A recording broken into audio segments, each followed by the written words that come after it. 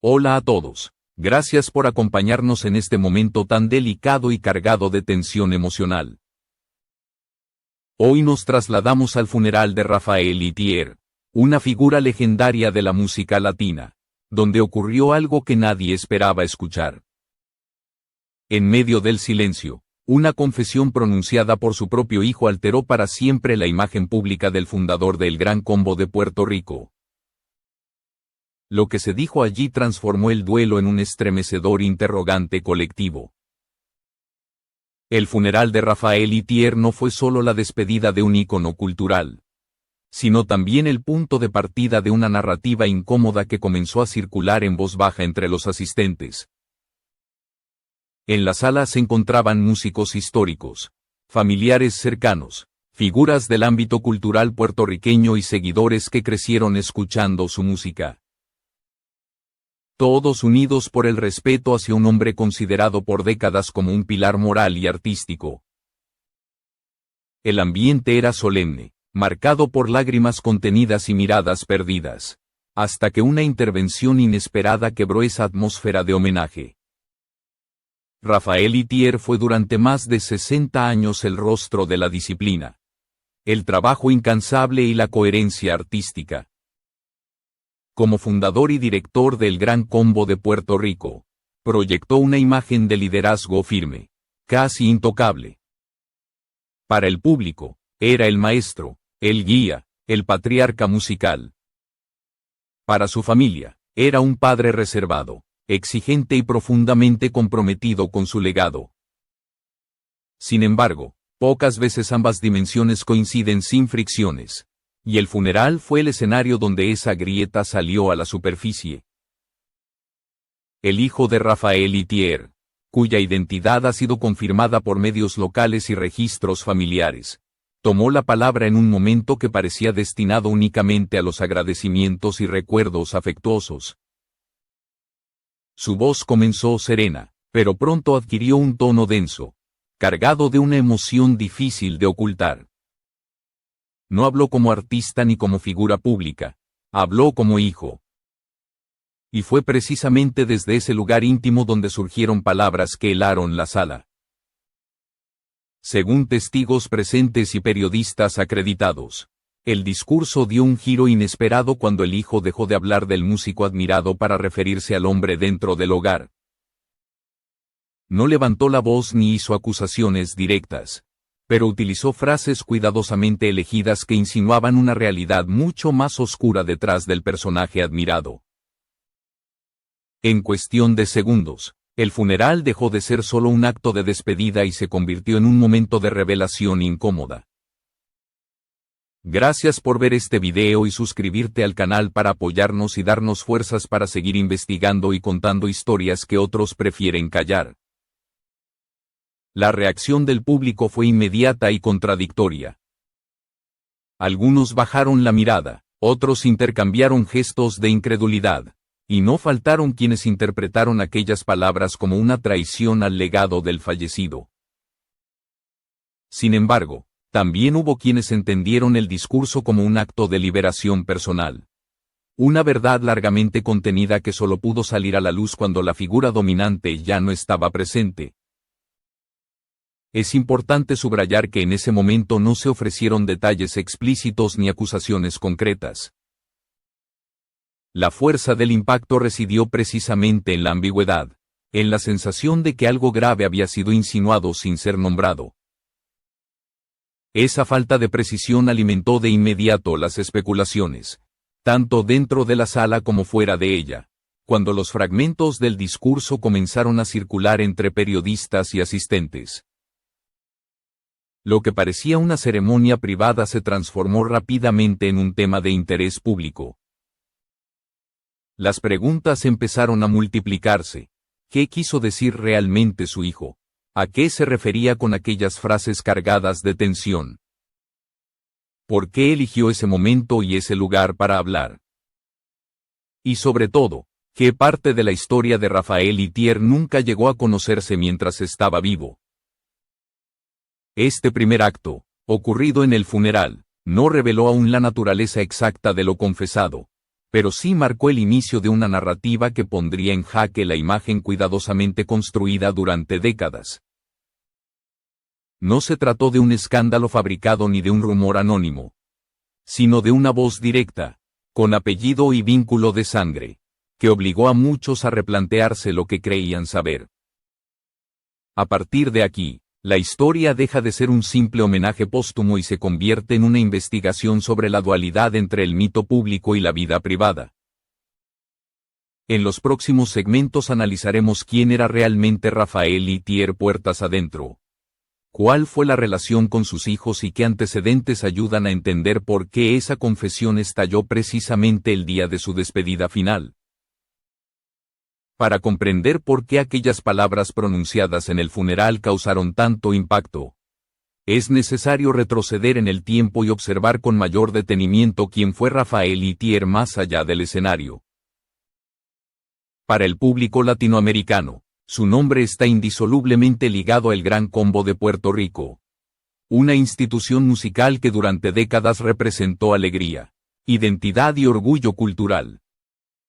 Sin embargo, la figura pública cuidadosamente construida no siempre refleja con fidelidad la complejidad del individuo que existe fuera de los reflectores. Rafael Itier nació en Puerto Rico y desde muy joven mostró una disciplina poco común. Quienes trabajaron con él coinciden en un rasgo central de su personalidad: el control absoluto.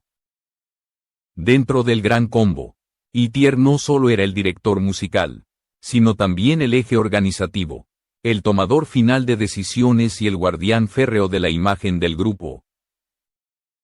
Nada se hacía sin su aprobación. Esa estructura permitió que la agrupación sobreviviera a cambios de integrantes, crisis económicas y transformaciones en la industria musical, consolidando un legado que pocos pueden discutir. Esa misma rigidez que resultó efectiva en el ámbito profesional fue también, según varios testimonios indirectos, la base de tensiones constantes en el entorno familiar.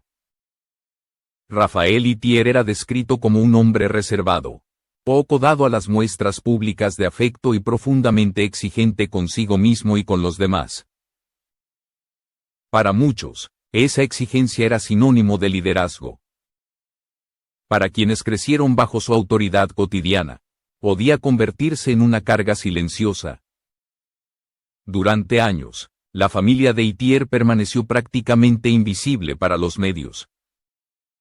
A diferencia de otros artistas, él protegió con celo su vida privada, evitando entrevistas personales y manteniendo a sus hijos alejados del foco mediático.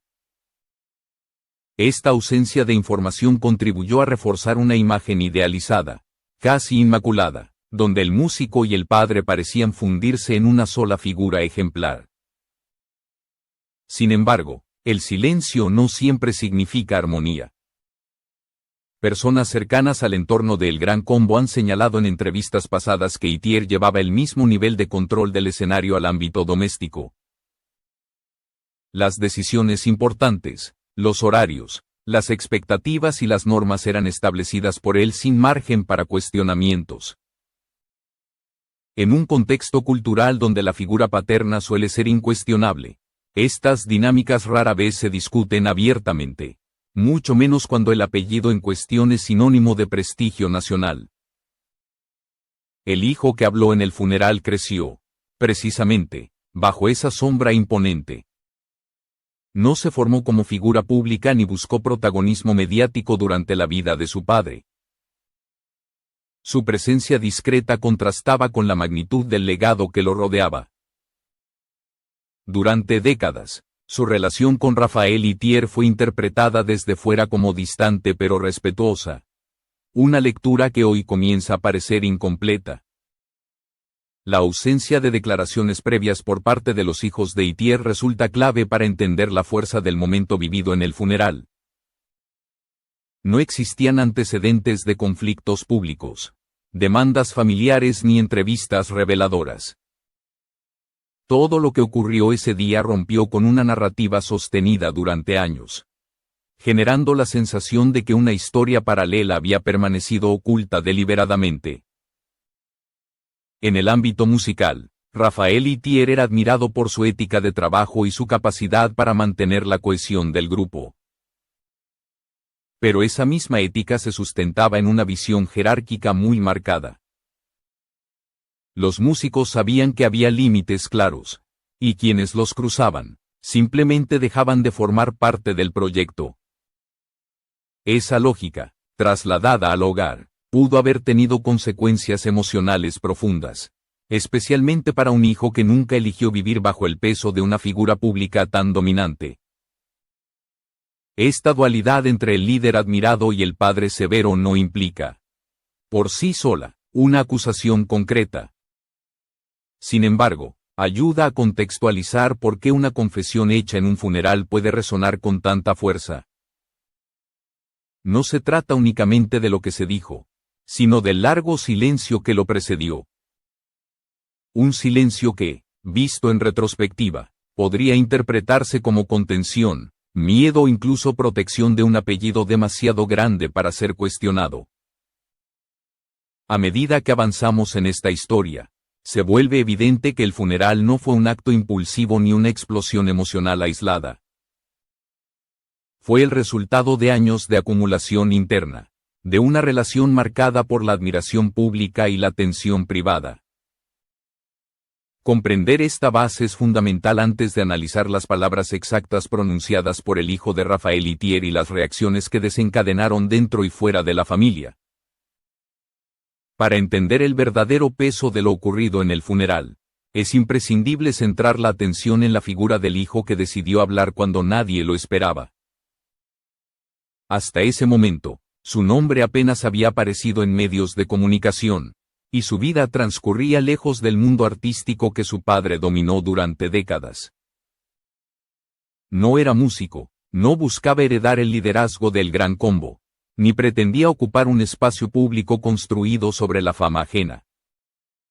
Precisamente por eso, su intervención resultó tan perturbadora. De acuerdo con registros familiares y confirmaciones de prensa local, el hijo de Rafael Itier siempre mantuvo una relación discreta con el legado paterno. Asistía a eventos importantes, pero evitaba entrevistas, cámaras y homenajes. Para muchos, esa distancia era interpretada como humildad o simple preferencia por una vida privada. Sin embargo, tras el funeral, esa misma distancia comenzó a leerse como una señal de algo más profundo. Una separación emocional que nunca se había explicado públicamente. Personas cercanas al entorno familiar han señalado que la relación entre padre e hijo estuvo marcada por una dinámica de respeto rígido, pero carente de diálogo. Rafael Itier era un hombre de pocas palabras en el ámbito personal, acostumbrado a imponer más que a negociar. En ese contexto, expresar desacuerdo o dolor no era sencillo, especialmente cuando el apellido Itier representaba no solo a un padre, sino a una institución cultural de alcance continental. El hijo creció observando cómo la figura de su padre era venerada fuera del hogar mientras, dentro, el vínculo se regía por normas estrictas y expectativas elevadas. No se trataba necesariamente de violencia visible ni de episodios documentados, sino de una presión constante, silenciosa y difícil de explicar. Este tipo de entorno, según especialistas en dinámicas familiares, suele generar sentimientos encontrados que permanecen ocultos durante años. El día del funeral, ese cúmulo de emociones encontró finalmente un espacio para manifestarse. La decisión de hablar no fue improvisada. Testigos aseguran que el hijo llevaba un texto preparado, aunque su lectura fue interrumpida en varios momentos por pausas prolongadas y un visible esfuerzo por mantener la compostura. No hubo gritos ni acusaciones directas, lo que hizo aún más inquietante el mensaje. Las frases clave de su discurso giraron en torno a la palabra miedo. Una elección que llamó poderosamente la atención de quienes estaban presentes. Miedo a decepcionar, miedo a hablar, miedo a romper una imagen que había sido protegida durante toda una vida. Aunque nunca especificó hechos concretos, El uso reiterado de ese concepto abrió la puerta a interpretaciones inquietantes sobre la naturaleza de la relación que había vivido. Tras el funeral, varios medios intentaron obtener declaraciones adicionales del hijo, pero este se negó a ampliar sus palabras. Su silencio posterior reforzó la sensación de que lo dicho no era una provocación mediática, sino un límite personal cuidadosamente trazado. Dijo lo necesario, en el momento que consideró inevitable, y luego volvió a desaparecer del foco público. Esta actitud contrasta fuertemente con los patrones habituales de escándalo mediático, donde las revelaciones suelen ir acompañadas de entrevistas exclusivas y confrontaciones públicas. En este caso, la ausencia de explotación mediática por parte del propio protagonista añade credibilidad a la gravedad emocional de lo ocurrido. No parecía buscar atención, sino cerrar un capítulo pendiente. Así, la figura del hijo de Rafael Itier emerge no como un denunciante clásico, sino como alguien que decidió romper un silencio íntimo en el único momento en que sintió que podía hacerlo sin represalias. Comprender quién es y desde dónde habló resulta esencial antes de analizar con precisión el contenido de su confesión y las reacciones que ésta provocó en el círculo más cercano al músico. El momento exacto de la confesión fue breve, pero su impacto se extendió mucho más allá de la sala donde se realizaba el funeral. Cuando el hijo de Rafael Itier habló del miedo como una constante en su vida, no lo hizo desde el reproche directo, sino desde una reflexión cargada de dolor contenido. Esa elección fue clave, porque evitó la confrontación explícita y, al mismo tiempo, dejó una sensación inquietante de que algo profundo había quedado sin resolver. Según los asistentes, el discurso se detuvo en una idea central: la diferencia entre la figura pública y la experiencia privada. El hijo no negó el legado musical de su padre ni cuestionó su importancia cultural. Al contrario, reconoció su impacto en la música latina y el respeto que generó durante décadas. Sin embargo, ese reconocimiento fue acompañado por una frase que cambió por completo el tono del homenaje. La idea de que no todos los silencios son respeto y no todas las sonrisas significan paz. Ese fue el punto en el que muchos comenzaron a comprender que no se trataba de un simple desahogo emocional. El hijo habló de años en los que aprender a callar fue una forma de sobrevivir dentro de una estructura familiar rígida. No mencionó hechos concretos, ni episodios específicos, ni nombres adicionales. Pero la forma en que describió esa experiencia, con palabras medidas y pausas prolongadas, generó una incomodidad evidente entre los presentes. La reacción dentro de la familia fue inmediata y dividida. Algunos familiares cercanos mantuvieron el gesto serio y evitaron el contacto visual, mientras otros mostraron sorpresa genuina. No hubo interrupciones ni intentos de silenciarlo, lo que sugiere que el discurso había sido autorizado previamente o, al menos, respetado por quienes organizaban la ceremonia. Ese detalle refuerza la idea de que lo ocurrido no fue un arrebato improvisado. Fuera del recinto, periodistas y asistentes comenzaron a reconstruir lo dicho a partir de fragmentos de memoria. Al no existir una grabación oficial difundida, las versiones circularon con rapidez, pero también con cautela. Los medios más serios optaron por describir el discurso como una confesión emocional sin acusaciones formales, evitando titulares que afirmaran hechos no comprobados. Aún así, el efecto ya estaba en marcha. En las horas posteriores, las redes sociales y los programas de opinión comenzaron a debatir una misma pregunta: ¿qué quiso decir realmente el hijo de Rafael Itier?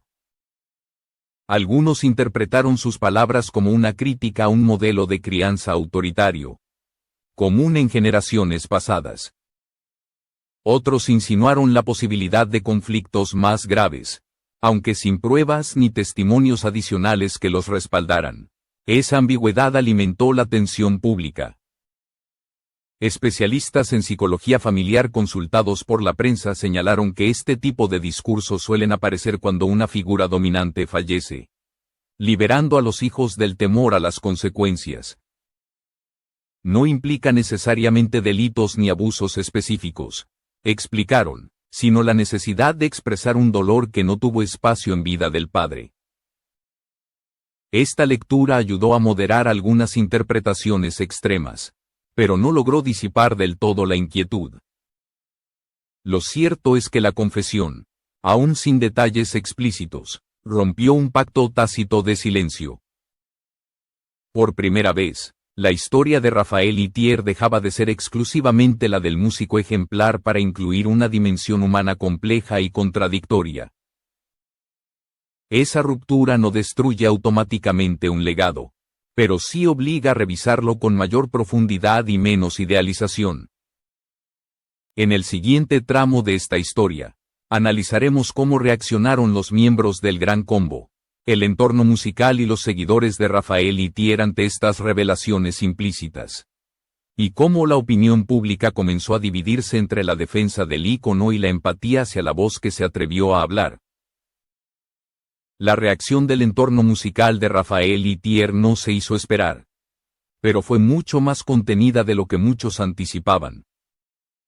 Los integrantes actuales y antiguos de El Gran Combo optaron por un silencio casi absoluto en los primeros días posteriores al funeral. No hubo comunicados oficiales extensos ni declaraciones improvisadas ante la prensa.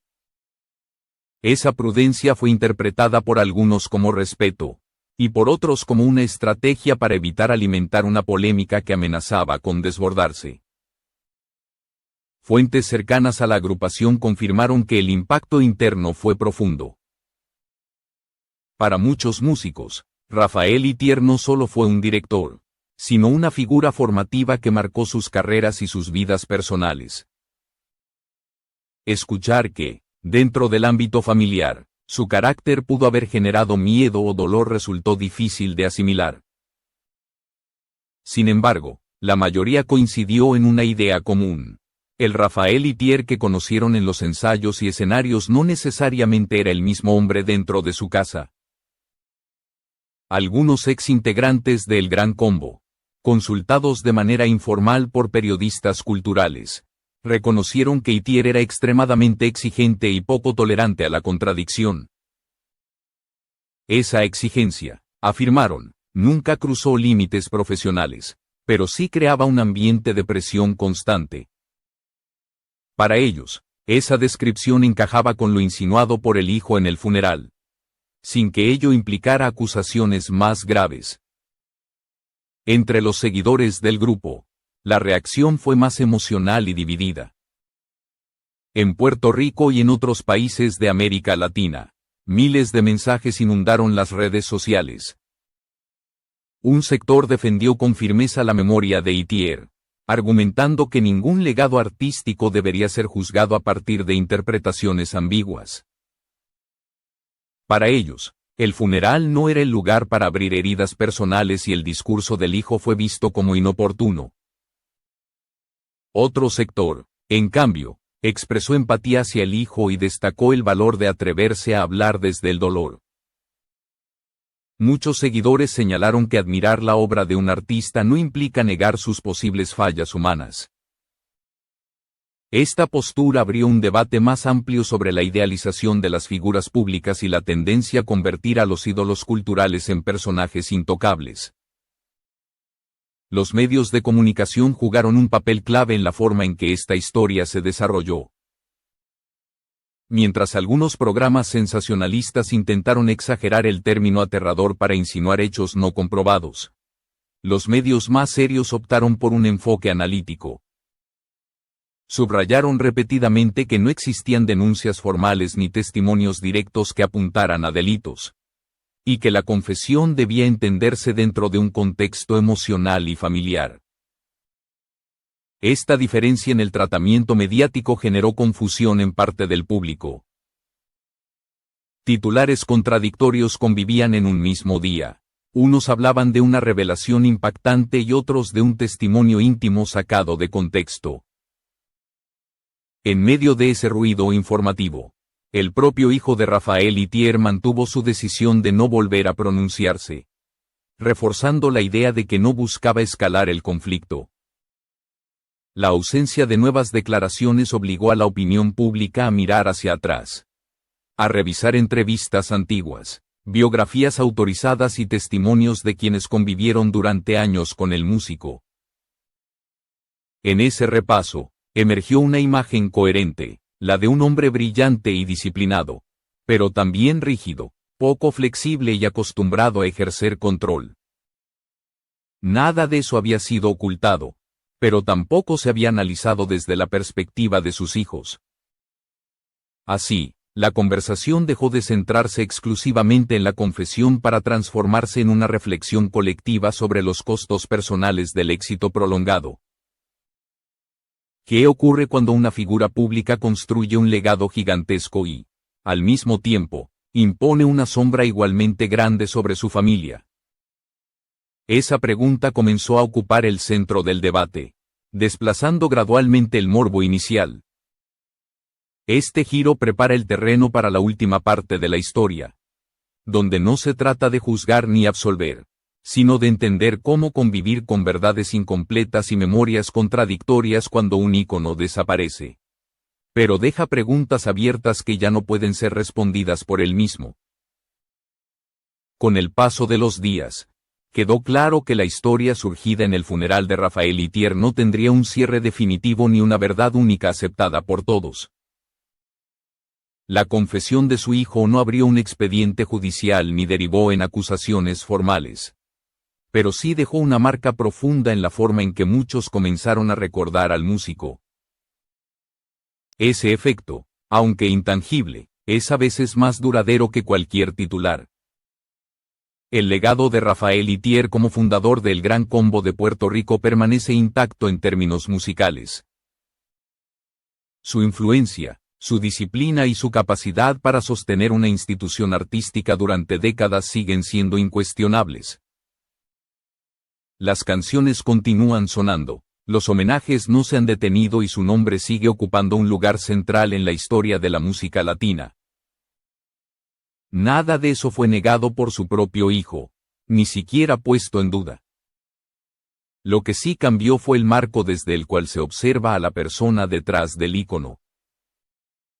La confesión introdujo una dimensión humana compleja, incómoda y, para algunos, dolorosa. No ofreció detalles suficientes como para construir un relato cerrado, pero sí los necesarios para romper la idea de perfección absoluta. En ese sentido, el impacto fue simbólico, obligó a aceptar que una figura admirada puede haber sido, al mismo tiempo, una presencia difícil dentro de su propio hogar. Para el hijo que habló en el funeral, el acto parece haber cumplido una función personal más que pública. No volvió a dar entrevistas, no escribió comunicados ni buscó respaldo mediático. Su silencio posterior sugiere que su objetivo no era destruir una imagen, sino liberarse de un peso que cargó durante años. Dijo lo que necesitaba decir cuando sintió que ya no había consecuencias posibles. Y luego se retiró. Este desenlace deja a la audiencia frente a una realidad incómoda. No todas las historias tienen un final claro ni una verdad completamente verificable. A veces, lo único que queda es el testimonio emocional de alguien que vivió una experiencia distinta a la narrativa oficial. Escucharlo no implica aceptar acusaciones inexistentes, pero tampoco ignorar el dolor expresado. En el caso de Rafael Itier, su muerte cerró una era musical, pero abrió una conversación más amplia sobre la forma en que se construyen los mitos culturales. La admiración colectiva tiende a simplificar las biografías, a eliminar las zonas grises y a proteger la imagen de quienes representan orgullo e identidad. La confesión en su funeral recordó que esa simplificación tiene un costo, especialmente para quienes convivieron con el ícono fuera del escenario. Al final, la pregunta que permanece no es si Rafael Itier fue un gran músico, porque eso ya está respondido, sino cómo aprendemos a convivir con legados que incluyen tanto luz como sombra. Aceptar esa complejidad no destruye la memoria de una figura histórica, la vuelve más real. Y quizá ese sea el legado más difícil de asumir, entender que incluso los gigantes culturales fueron, ante todo, seres humanos con contradicciones que nunca llegan a resolverse del todo.